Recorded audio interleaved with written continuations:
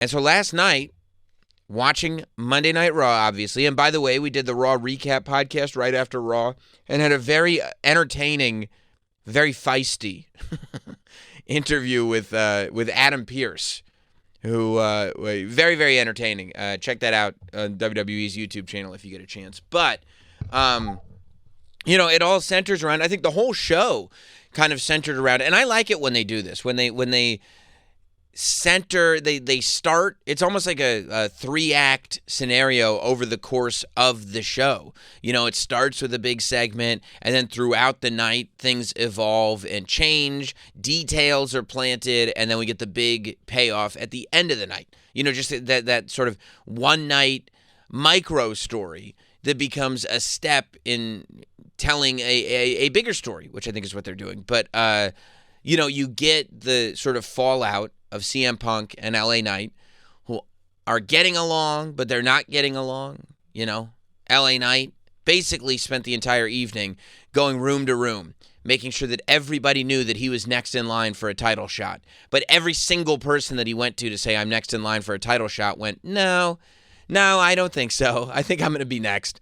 I didn't even know. I mean, we talked about Jey Uso as a potential challenger for Seth at some point down the road. But I thought it kind of came out of nowhere last night that he was like, you know what? I never got a rematch for the World Heavyweight Championship after he lost to Gunther. I think I'd like to be involved in this. And I guess it makes sense. He and Roman beat Seth's goons. So why wouldn't he be interested in a World Heavyweight Championship match? But again, LA Knight's going, well, you're going to be in the back of the line, and CM Punk, you're going to be in the back of the line too, and I get the front of the line. I was the last one to face Seth Rollins, and Punk made it so that the match ended in a no contest. It was nonsense, and I want my match again. So we get the tag team main event, which is Punk and LA Knight against Braun. And I mean, Bronson Reed, absolute savage that he is, not only walking around with both of Roman Reigns' sneakers, his pairs of sneakers, but cutting a promo. You see that pre-tape promo where Bronson Reed cuts a promo and says, I'm not stopping. I promise you, I will continue to take your sneakers, is basically what he said. I'm going to keep taking Roman Reigns' sneakers until he acknowledges me as the tribal thief. So he's asking for trouble as it is. But leading up to the tag team match, Seth Rollins says, you know what? You guys got this. I'm going home. And I kind of thought that was going to be a setup for, like, Braun to lose the match. And then Seth has to come back next week and go, if you want something done, you're going to have to take care of it yourself. But no, it was another ruse. I forgot. Seth Rollins, he just lies. He lies all the time. And I enjoy, actually, that he's aware of when there's a camera in the room and when there's not a camera in the room. A lot of WWE's storytelling style is to have the kind of invisible camera where we see what's going on backstage, but there's no acknowledgement of the fact that there's a camera in the room. I feel like if you want to go deep enough, on a certain level, the fact that Seth will lie to his own team in front of the camera is kind of an acknowledgement that the camera's here, the team surely knows, or maybe they don't, but I presume that they know that Rollins is lying because the camera's there, not because of any other reason. But Seth was lying again. He's a big liar. And he comes out and he interferes in the match, and it becomes a no contest.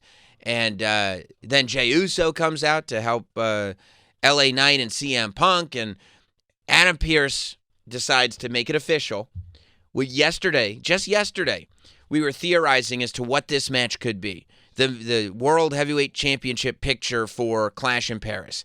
Is it going to be Roman and Punk and Knight versus Seth's group? Is it going to be some kind of four-way with Roman? Jay wasn't in the picture at all when we were discussing this yesterday. But Adam Pearce comes out and makes the four-way official. So the World Heavyweight Championship match, maybe the main event, for Clash in Paris is Seth Rollins, CM Punk, LA Knight, and Jey Uso, which is not only interesting because Jay just kind of jumped into this story, but also because, there were a lot of people that as soon as Seth cashed in, they're burying LA Knight. As soon as Jey Uso lost the title, they're burying Jey Uso, and here they are again. in the world title picture.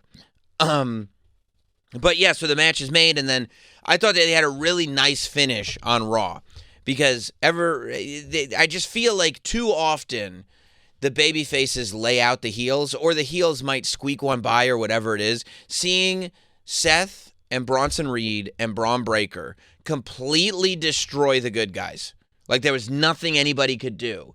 I've been waiting for that. I didn't realize I was waiting for it until I saw it. But leaving with Seth's group, just nobody can stop them. Completely overpowering their opponents was, I think, exactly what Seth's group needed, right? I think that making the effort to add credibility to that group, having the World Heavyweight Championship on Seth Rollins, having Bronson Reed walking around with the shoes around his neck, having Braun Breaker and that ridiculous, 20-mile-per-hour spear that he hit on the outside of the ring, just decimating stars, Jey Uso, LA Knight, and CM Punk. It's like, yeah, now we have a heel faction, and not a heel faction that's trying to prove that they're the best. A heel faction that everybody else is trying to stop. I think, to be an effective villain faction, you have to be a group that people are trying to stop. If you're trying to prove that you're the best, you're not a heel. That's like a babyface thing to do. So I thought it was a good ending to the show, and I go, okay, that's a good main event, the 4-way for the World Heavyweight Championship, especially because, in any other scenario, you'd end up in a situation where Jey Uso and Punk and LA Knight can work together to stop Seth Rollins. But because they all dislike each other, and because the minute Adam Pearce said that this is going to be a 4-way match, they all start fighting each other, Seth is clearly using that against them. But one question does raise from all this, and it's a question based on the fact that the poster was tweeted out by Triple H and by WWE over the weekend. We saw Roman Reigns' face on the poster for Clash in Paris. So, especially now that we've seen the poster and Roman Reigns has been advertised for Clash in Paris, you can't help but look at this 4-way and go, where does Roman fit in?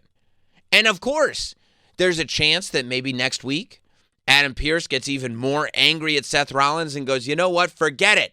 I'm adding another person into this fatal 4-way. It's going to be a 5-way match with Roman and LA Knight and Seth Rollins and CM Punk and Jey Uso and basically just all the biggest stars on Raw in the ring at one time, and one person leaves with the World Heavyweight Championship. That's possible. And at first I was like, well, I guess they could just add Roman into the world title match. It's a 5-way. He doesn't have to win the title, but he doesn't necessarily have to lose. And then I went, no, that's not, you could do that, but I think you could go a completely different way. I feel like because there's so much going on in the world title picture, and honestly, not having Roman Reigns in that match makes everybody, especially LA Knight and Jey Uso, I think look like bigger stars. If Roman's not in the match, but LA Knight and Jey Uso are, it makes LA Knight and Jey Uso look like bigger stars. Not bigger stars than Roman Reigns, but just bigger stars in general. And so I say, leave the World Heavyweight Championship match alone. I'm ready for the Clash in Paris match to be one-on-one, the Tribal Chief versus the Tribal Thief. I feel like the stealing of Roman Reigns' sneakers has been done so well. It's become something that we talk about. It's become something that you're invested in. The Shula Fala, seeing the shoes go off of Bronson Reed's neck and putting them around Paul Heyman's neck. The memes that people have posted with Paul Heyman going from carrying 2 prestigious WWE championships for Roman Reigns to now just having to stand outside the ring with some old shoes around his neck. The idea that even this idea, right, that Paul Heyman on Raw in that opening segment, when he was talking about promises, and CM Punk and LA Knight were having that conversation, I promise I'll do this, I promise I'll do that. And Paul Heyman starts referencing promises and the fact that that's one guy that you can never make a promise to because he will ruin your life. And Paul Heyman talking about that original promise that Paul Heyman owed CM Punk because Heyman got him involved in the Survivor Series War Game match last November. That one promise led to this massive downfall. And Paul Heyman described it as a massive downfall, which is interesting because everything else Paul Heyman has ever done, every other time that Paul Heyman has ever transferred over to something else, Paul Heyman goes, well, no, this is a good thing. This is what I wanted to do. This is better. He's always advancing to better. Braun Breaker is just looking forward like, it's all good, which is like so Braun Breaker. And again, by the way, Braun Breaker taking shots last night. Did you see him saying, you're 47 years old. What are you going to do? Why is everybody getting salty at CM Punk's age? That's not cool, dude. Everybody's pointing at Dominic Mysterio, Roman Reigns, Braun Breaker. Leave the guy alone. He's doing great. He said, you're 47 years old. What are you going to do? What are you going to do? But like Heyman going through all the ways his life has been destroyed. Braun Breaker's just looking forward. Bronson Reed kind of turns and looks at Heyman like, what's up with this? Because Paul Heyman, and I talked about this on the Raw recap a little bit too, as Paul Heyman is talking about what he was doing before. See the look from Bronson Reed? He gets it. Braun Breaker's just like, all good, homie. Like, it's like, you know, when you're dating somebody and they start talking about how much their ex destroyed their life and they're like crying about it. And you're like, yeah, but like, you're over it now, right? Like, it's better now, right? You don't want to like go back to your ex, right? Right? You know, I mean, that's the energy that Paul Heyman's giving, where he's like, he ruined my life. He made it so I had no other choice but to do this. And you're like, what? Wait, what did you just say? Like, Paul Heyman is clearly, unlike any other time, unlike the time that he turned on Brock Lesnar in 2002, the times he turned on a lot of people, the time they turned on CM Punk. Like, he's now in this position where he almost, it's more complicated than just Paul deciding to turn heel. It's almost like he was left with no choice but to do things this way, and he misses his tribal chief. That's what it sounds like. That's how it comes across to me. So with all that said, I think that with the Shula Fala, with Bronson Reed being the savage that he has been, stealing the shoes off of Roman Reigns' feet, I think that that's what comes to a head at Clash in Paris. I don't think there's any reason to put Roman Reigns into the four-way. You could. I mean, it's a main event. It makes the match, but whatever. But I think that what I would love to see is just straight up Roman Reigns versus Bronson Reed. We've got enough time and enough PLEs. I want to see Roman Reigns versus Bronson Reed because otherwise, Bronson Reed, if he doesn't fight Roman Reigns and Roman Reigns doesn't beat Bronson Reed, then Bronson Reed has an obligation to just continue to take Roman Reigns' shoes. And you can't just do that. You can't just do that week in and week out and week in and week out.